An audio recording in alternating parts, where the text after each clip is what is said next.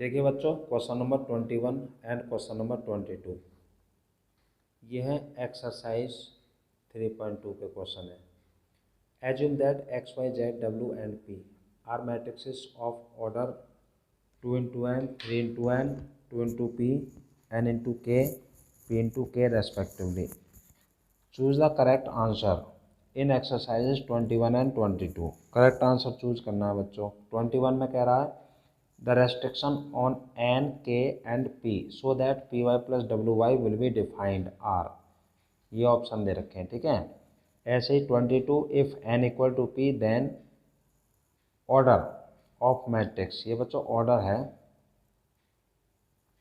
Order of matrix 7x minus 5z is, ठीक है। ये ऑप्शंस दे रखे हैं। अब देखो पहले तो सॉल्यूशन 21 का करता हूँ। 21 में कह रहा है बच्चों P Y plus W Y है ना। तो पहले इसको नोट कर लेता हूँ, P Y plus W Y, इसके हिसाब से चलना है ना हमें। देखो ऑर्डर ऑफ पी,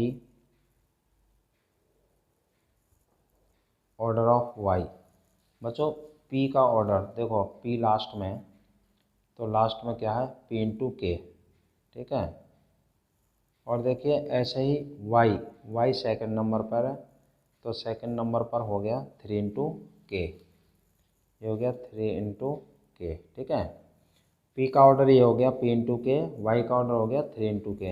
अब देखो पहले आ रहा है इसमें पी वाई, तो देखो P Y is defined if number of columns of P equal to number of rows of Y.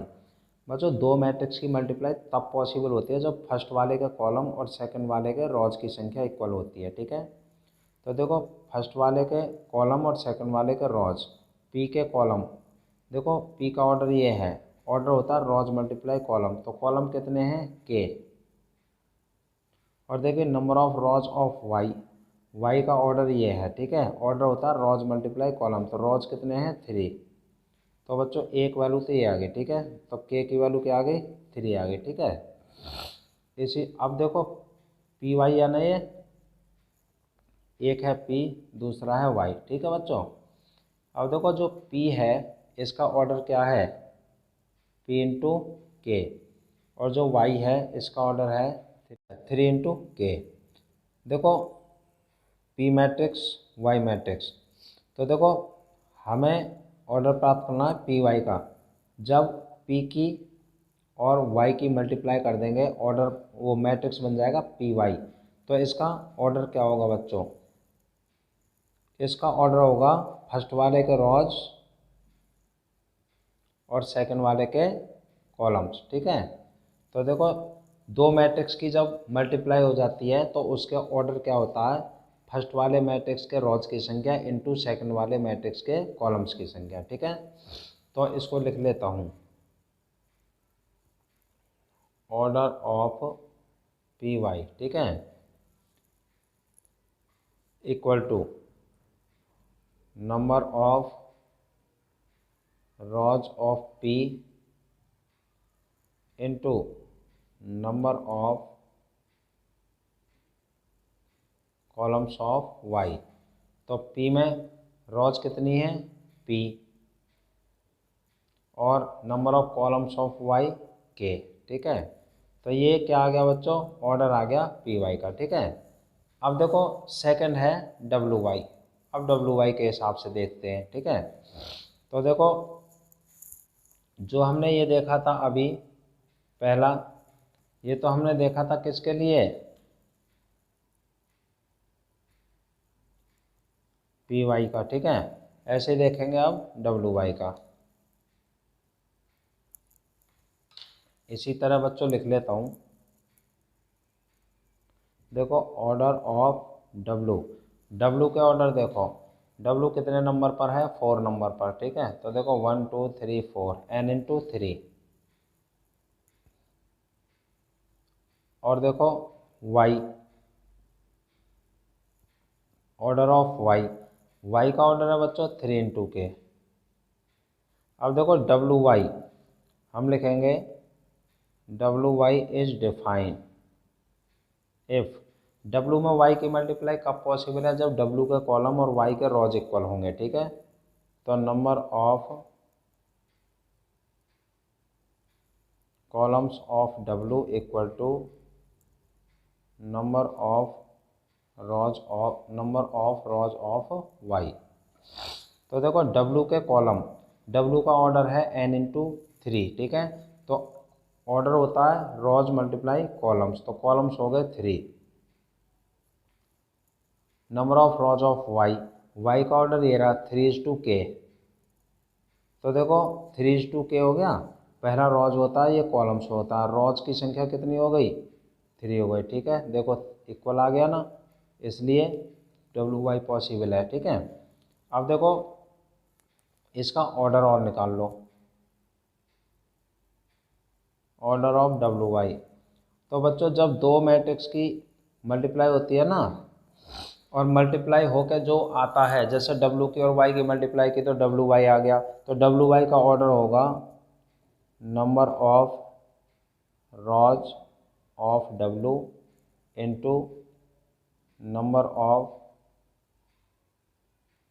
Columns of Y. तो देखो एक डब्लू है मैट्रिक्स, दूसरा वाई मैट्रिक्स है। डब्लू का ऑर्डर n इंटू 3 है और वाई का है 3:k। ठीक है, अब देखो मल्टीप्लाई होके क्या आएगा, डब्लू वाई। ठीक है, डब्लू की और वाई की मल्टीप्लाई कर देंगे तो डब्लू वाई बन जाएगा।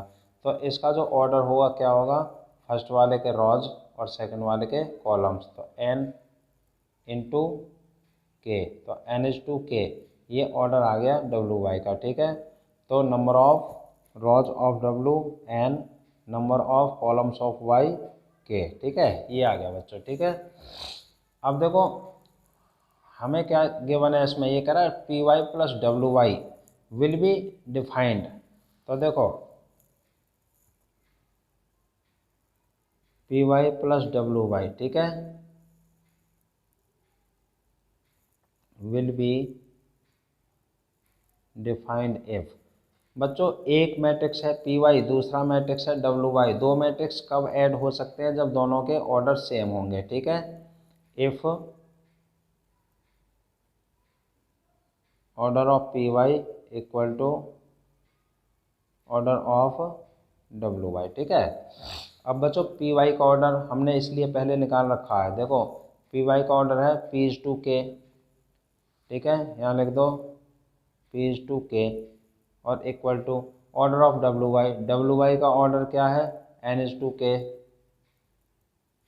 अब k बोथ साइड्स कैंसिल हो गया, तो क्या आ गया p=n, ये बचा बच्चों। ठीक है, तो देखो एक तो आ गया p=n। ठीक है, और एक आ गया, ये आ गया k=3 आ गया। ठीक है, तो आंसर हमारा आ रहा है बच्चों एक p=n और एक आ रहा है k=3। अब देखते हैं कौन सा ऑप्शन सही है। देखो k=3 p=n, ए ऑप्शन सही है। देखो k=3 है और फिर p=n है। ठीक है, तो ऑप्शन आ गया बच्चों ए। ठीक है, इज करेक्ट। ये तो बच्चों क्वेश्चन नंबर हो गया आपका 21। ठीक है, अब आगे क्वेश्चन है 22 इसी में। ठीक है, देखो 22 में क्या कहता है, if n equal to p then order of matrix 7x minus 5z। तो देखो n इक्वल टू है p। ठीक है, तो ऑर्डर निकालना है हमको, तो लिखते हैं ऑर्डर ऑफ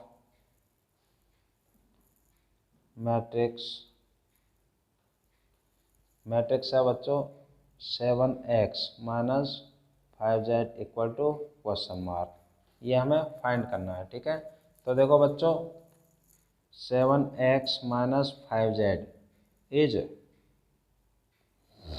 डिफाइन इफ। देखो बच्चों दो मैट्रिक्स की सब्ट्रैक्ट कब हो सकती है, जब दोनों के ऑर्डर सेम होंगे। ठीक है, तो order of x equal to होना चाहिए ऑर्डर ऑफ z। ठीक है, देखो एक तो 7x ये मैट्रिक्स हो गया, दूसरा 5z, ठीक है, यानी ऐसे मानो, ठीक है, ये हो गया। तो इसका ऑर्डर और इसका ऑर्डर सेम होना चाहिए ना, तभी तो माइनस कर सकते हैं, ठीक है। तो x का ऑर्डर और z का ऑर्डर लिख लेते हैं। अब यहाँ देखो x फर्स्ट नंबर पर है, इसका ऑर्डर क्या है फर्स्ट नंबर पर, 2:n, तो यहाँ लिख देंगे 2:n। अब देखो ऑर्डर ऑफ z को देखो ज़रा कहाँ है, तो z कितने नंबर पर है, 1 2 3, तो देखो 1 2 3 ये हो गया 2:p, ठीक है, ये है।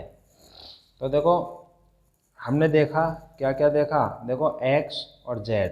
अब एक बार फिर देख लो, x फर्स्ट नंबर पर है तो फर्स्ट वाला ऑर्डर हो गया, z थर्ड नंबर पर है, थर्ड वाला ये रहा 2:p, ठीक है। तो ऑर्डर z का हो गया 2:p, ठीक है। अब देखो इसमें n = p दे रखा है, अगर हम देखो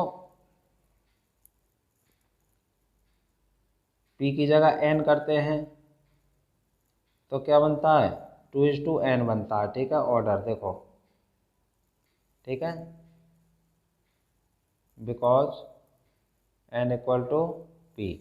और देखो बच्चों अगर मान लो हम इसमें हमने देखो क्या किया, n की जगह p रखा ना इसमें, ठीक है, p की जगह n कर दिया, देखो इसमें p की जगह n, तो 2:n हो गया ना। और देखो यदि हम n की जगह p रखते हैं तो क्या बनता है, देखो ये हो जाता है 2:p और ये 2:p, ठीक है। यदि हम p की जगह n करते हैं तो 2:n बन जाता है, यदि n की जगह p रख देते हैं तो 2:p बन जाता है। तो बच्चों या तो 2:n दे रखा होगा या 2:p दे रखा होगा ऑप्शन में, ठीक है। अब देखो ऑप्शन देखते हैं सेकंड में, इसमें 22 में ये दे रखा है 2:n, ये 2:p नहीं है, p:2 दे रखा है ना, तो 2:n इज करेक्ट, तो बी ऑप्शन सही है। तो कौन सा ऑप्शन सही हो गया बच्चों, ऑप्शन बी। बी क्या है, 2:n इज करेक्ट, ठीक है बच्चों।